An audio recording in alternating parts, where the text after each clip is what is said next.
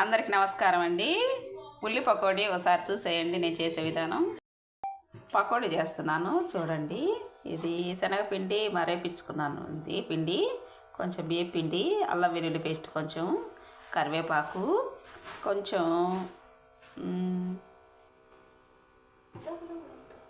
తలగొట్టి కారం అన్నమాట spoon, salt వచ్చి కొంచెం తక్కువ వేసుకోవాలి. ఇదిగోండి, కొద్దిగా సోడా ఉప్పు వేసుకుందాం. ఉల్లిపాయలు ఇవ్వండి, పచ్చిమిర్చి వచ్చి ఇవి, ఇక ఇవన్నీ కలిపేసుకొని వేసేసుకోవడమే.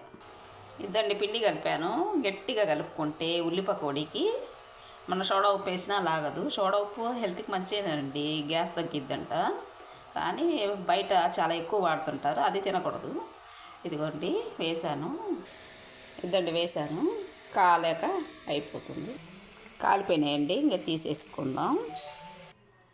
ఇకండి పకోడీ బాగా వచ్చాయి చూడండి, గట్టిగా వచ్చాయి, బాగా కరకరలాడుతూ ఉంటాయి. ఇలా ఆయిల్ కూడా లాగదండి ఇలా చేయటం వల్ల ఉల్లిపాయ పకోడీ. ఇక వచ్చేసరికి ఓ టిప్ చెప్తానండి.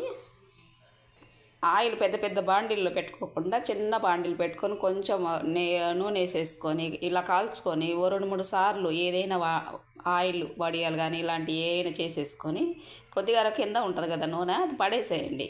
2-3 సార్ల కంటే ఎక్కువగా ఆయిల్ కాకూడదనమాట, విషం అవుతుంది. ఇది గమనించుకోవాలండి. ఇదండి, బాయ్ అండి, థ్యాంక్ యూ ఫర్ వాచింగ్.